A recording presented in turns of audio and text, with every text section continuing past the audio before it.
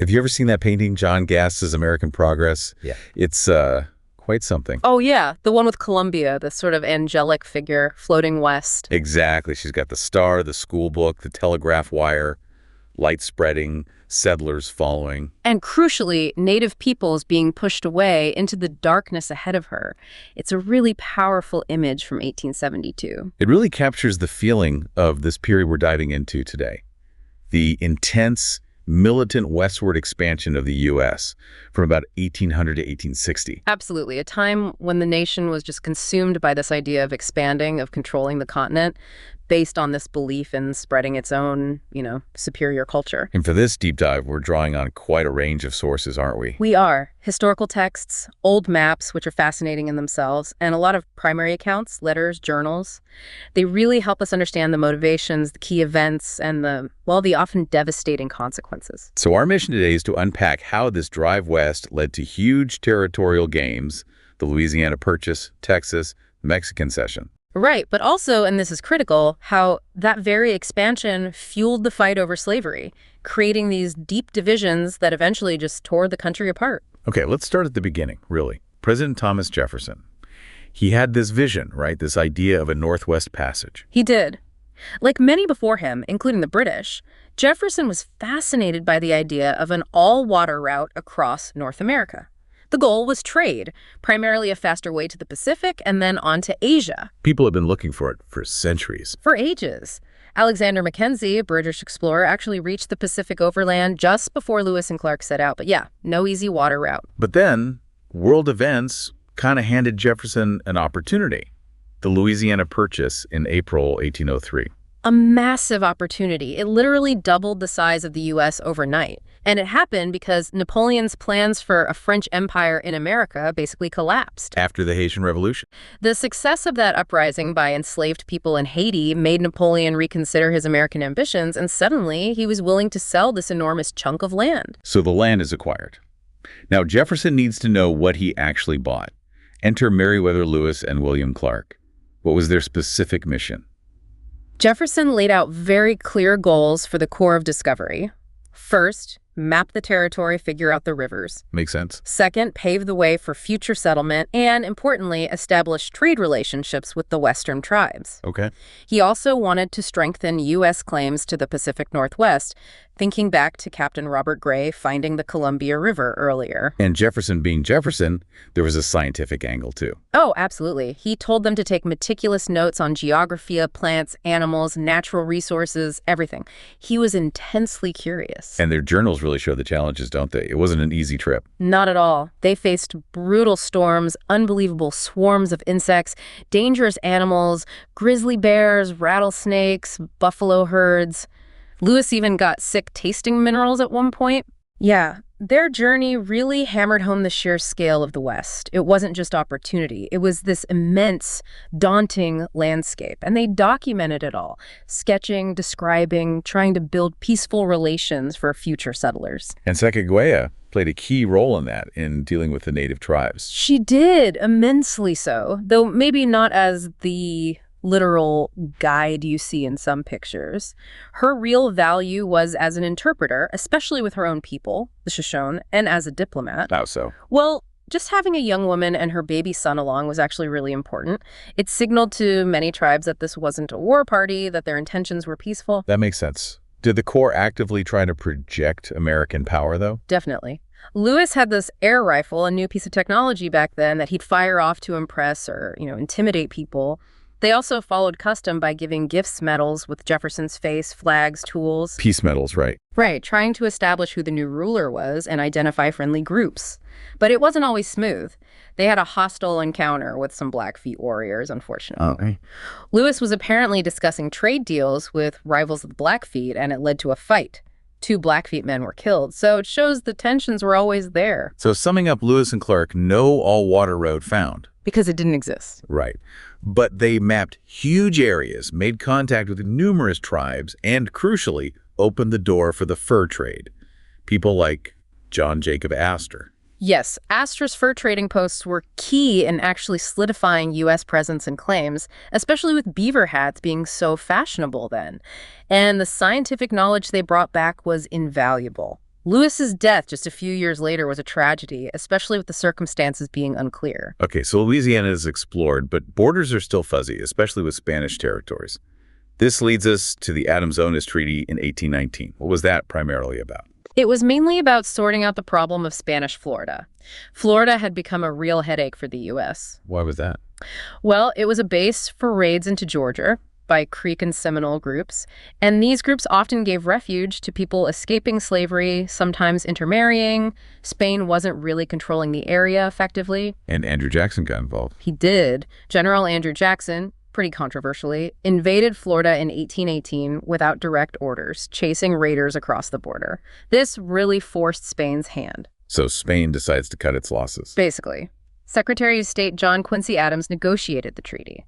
Spain ceded Florida to the U.S., but the treaty also set the boundary with Mexico, which had recently become independent at the Sabine River. And that boundary decision didn't sit well with everyone in the U.S. Not at all. A lot of American expansionists were furious. They firmly believed Texas should have been included in the Louisiana Purchase and that Adams had given it away. Which brings us to these figures called filibusters. Who were they and what were they up to?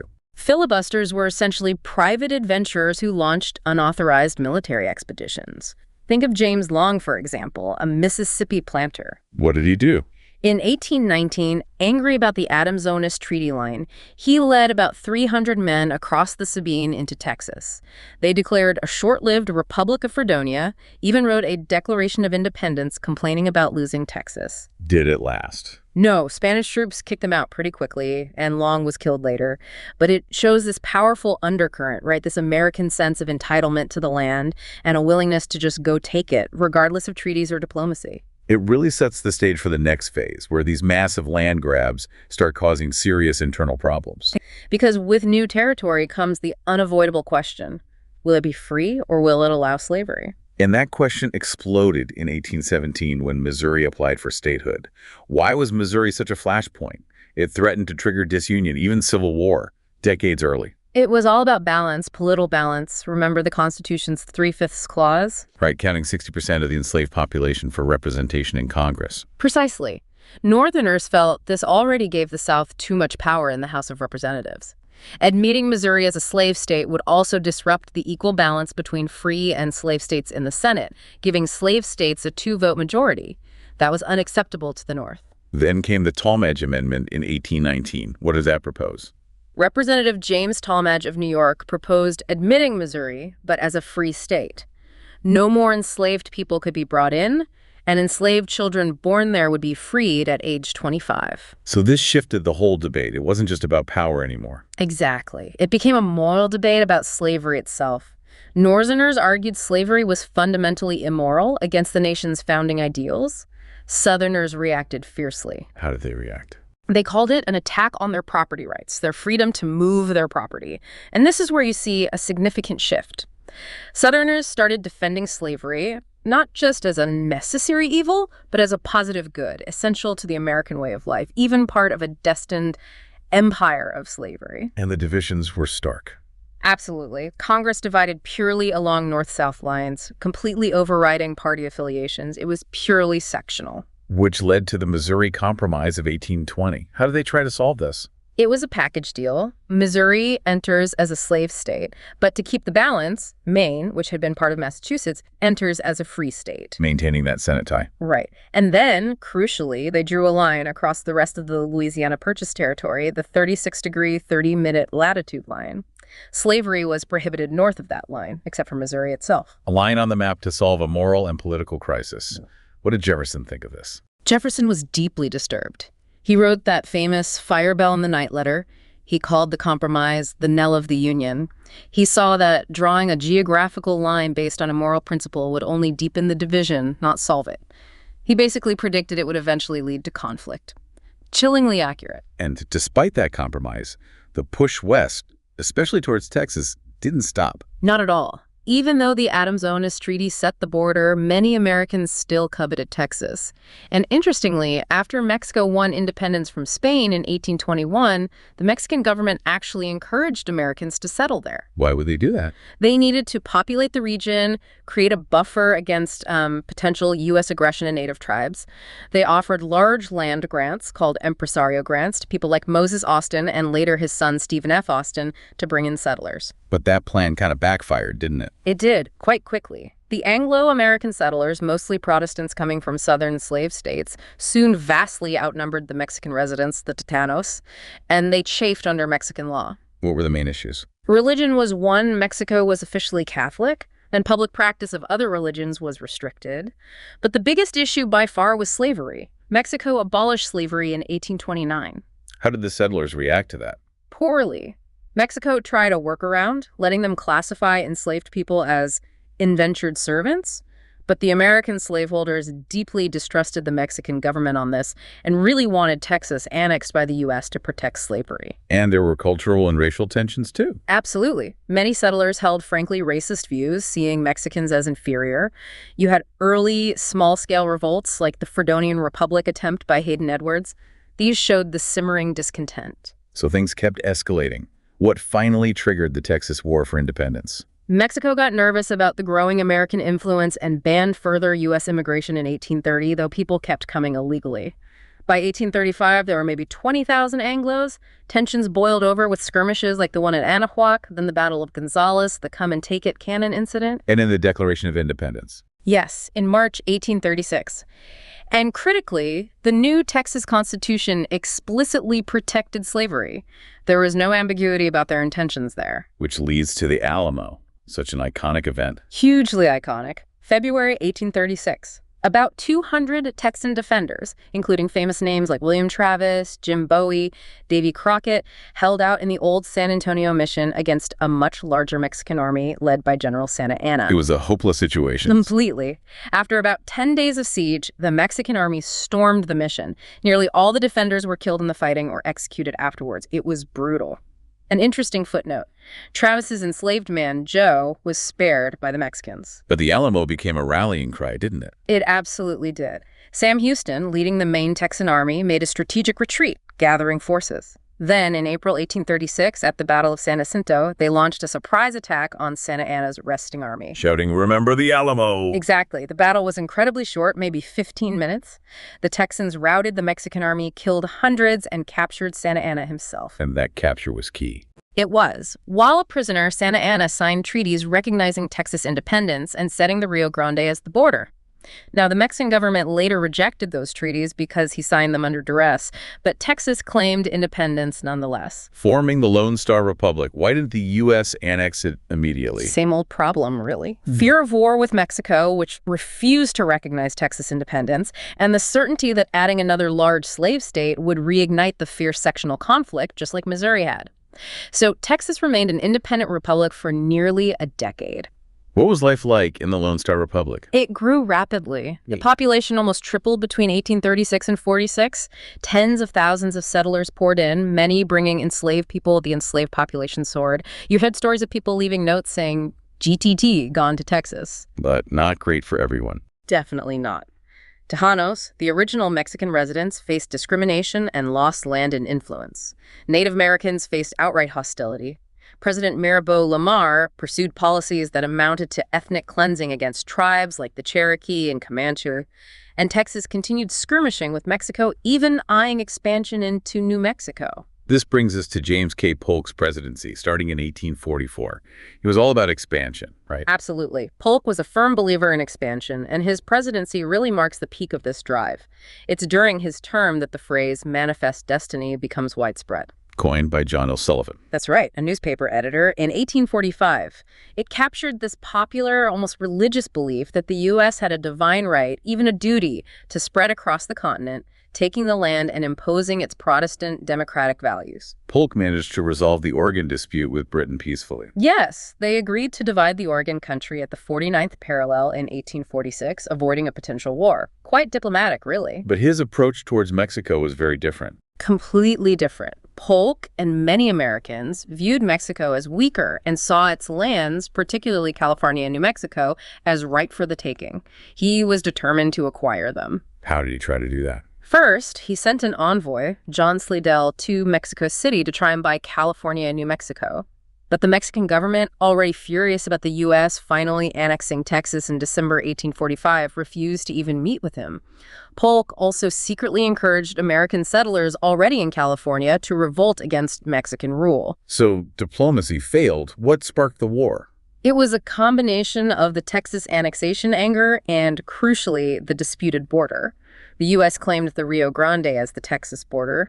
Mexico insisted it was the Nueces River further north, Creating a disputed zone. Polk ordered U.S. troops, led by General Zachary Taylor, into that disputed territory right up to the Rio Grande, effectively daring Mexico to react.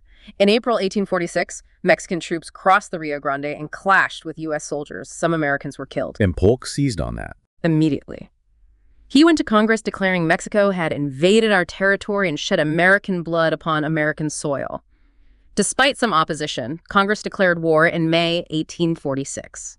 Who opposed the war? Primarily a small group of anti-slavery Whigs and abolitionists. Abraham Lincoln, then a freshman congressman, famously introduced his spot resolutions demanding Polk show the exact spot on American soil where blood was shed. But overall, the war was popular, driven by manifest destiny, expansionist fervor, and, frankly, anti-Catholic prejudice against Mexico. What was the U.S. military strategy? It had three main parts. 1, General Taylor would secure northern Mexico. 2, General Stephen Kearny would march west to take New Mexico and California, though California was mostly secured by settlers and the Navy fairly quickly. And the third? The decisive blow. General Winfield Scott would land at Veracruz and march overland to capture Mexico City itself. How did that go? Scott's campaign was successful, though met with fierce resistance. The Battle of Chapultepec Castle outside Mexico City is famous for the bravery of the defenders, including young military cadets, the Niños Heroes. One, Juan Scutia, is said to have wrapped himself in the Mexican flag and jumped to his death rather than let it be captured. But Mexico City fell in September 1847. Leading to the end of the war. Yes. The Treaty of Guadalupe Hidalgo was signed in February 1848. It was a massive victory for U.S. expansionism. War with term. Mexico ceded an enormous amount of territory, the Mexican Cession, basically modern-day California, Nevada, Utah, Arizona, New Mexico, and parts of Colorado and Wyoming. Almost half of Mexico's land. The Rio Grande was confirmed as the Texas border. The U.S. paid Mexico $15 million and agreed to assume claims of U.S. citizens against Mexico. Mexican citizens in the ceded territories were promised rights and eventual U.S. citizenship. Was everyone in the U.S. happy with just that much land? Interestingly, no. Some radical expansionists wanted all Mexico. But that idea faced pushback, partly because many politicians didn't want to incorporate such a large non-Anglo Catholic population into the U.S. It reveals the racial and cultural prejudices underpinning manifest destiny. And just as the war ends, something else happens that changes everything, especially for California. Right. Literally days before the treaty was signed, in January 1848, James Marshall discovered gold at Sutter's Mill in California. The gold rush. The California gold rush. Yeah. Word got out, and by 1849, tens of thousands of people, the 49ers, were flooding into California from all over the world, hoping to strike it rich. Towns like San Francisco just exploded almost overnight. What was the reality like for these 49ers? Pretty tough for most. The easily found surface gold, the placer gold, was exhausted fairly quickly. Soon, large mining companies with more resources and technology took over from the individual prospectors. And it wasn't just about gold, was it? There was a darker side. A very dark side. Native Californians suffered terribly. Miners and settlers often stole from them, abused them, murdered them. There were massacres. Some historians argue it amounted to genocide, a deliberate effort to clear the land. What about other immigrant groups? There was intense discrimination, especially against Chinese miners. They came in large numbers, worked incredibly hard, often taking claims others had abandoned, but they faced resentment, violence, and discriminatory laws. Like special taxes. California imposed a foreign miners tax in 1850, mostly targeting the Chinese and Latinos. Later, they even banned Chinese immigration for a time. There were horrible acts, like forcibly cutting off Chinese men's queues, their braided hair, which was a deep cultural humiliation. So California's population booms because of gold, and it wants statehood fast. Very fast. By 1850, they had enough people and drafted a constitution, a free state constitution, and applied to join the Union. Which immediately brings back that huge unresolved question. Free soil or slave soil? Yes. The massive territory gained from Mexico threw the issue wide open again, dividing North and South more deeply than ever. We saw hints of this even during the war with the Wilmot Proviso. Right. Back in 1846, David Wilmot proposed banning slavery in any territory acquired from Mexico. It passed the House, where the North had more votes, but failed in the Senate. And the motivation wasn't purely abolitionist. Not necessarily. Many supporters of the proviso, often called free soilers, weren't demanding an end to slavery where it existed. Their main goal was to keep the West open for white farmers and workers, arguing that slave labor drove down wages and opportunities for free white men. While Southerners argued? Southerners defended their right to take their enslaved property anywhere in the territories. Some even argued that conditions for enslaved people were better than for Northern factory workers. This issue started breaking apart the existing political parties. It did. The Democrats split into factions, the anti-slavery barn burners and the more conservative hunkers, and this led to the creation of a new party in 1848, the Free Soil Party. What was their platform? Their slogan said it all. Free soil, free speech, free labor, and free men. Their main goal was preventing the extension of slavery into the Western territories. They believed a slave power conspiracy of elite Southerners was trying to dominate the government. So the election of 1848 happens, but the controversy over the territories doesn't go away.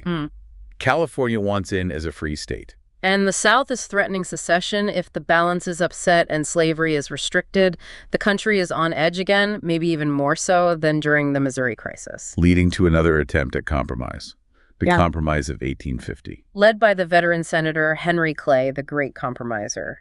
After months of incredibly tense debate, they hammered out a package of 5 laws. What were the key parts? Okay, first, California enters the Union as a free state. That pleased the North. Second. Popular sovereignty for the rest of the Mexican Cession. The settlers in the New Mexico and Utah territories would decide for themselves whether to allow slavery. This potentially opened areas north of the old Missouri Compromise line to slavery.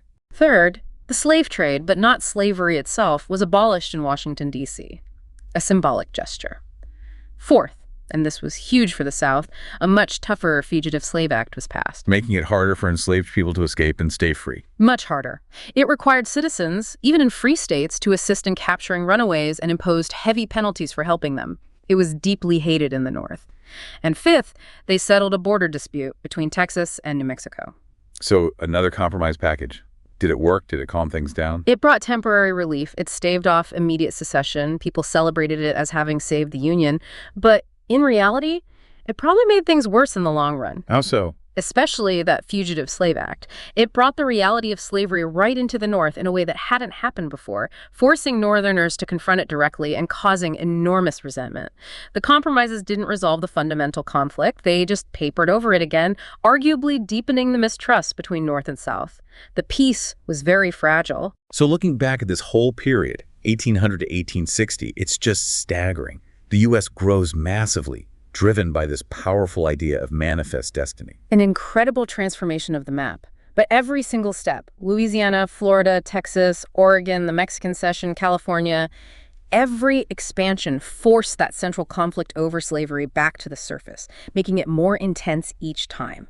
It forged these very distinct sectional identities that saw each other as rivals, even enemies. So this deep dive really shows a nation on the move, growing incredibly fast, but at a tremendous cost. Not just the cost of war and displacement, but the moral cost of trying to reconcile expansion with the fundamental contradiction of slavery. And it leaves us with a really potent question, echoing Jefferson's fear.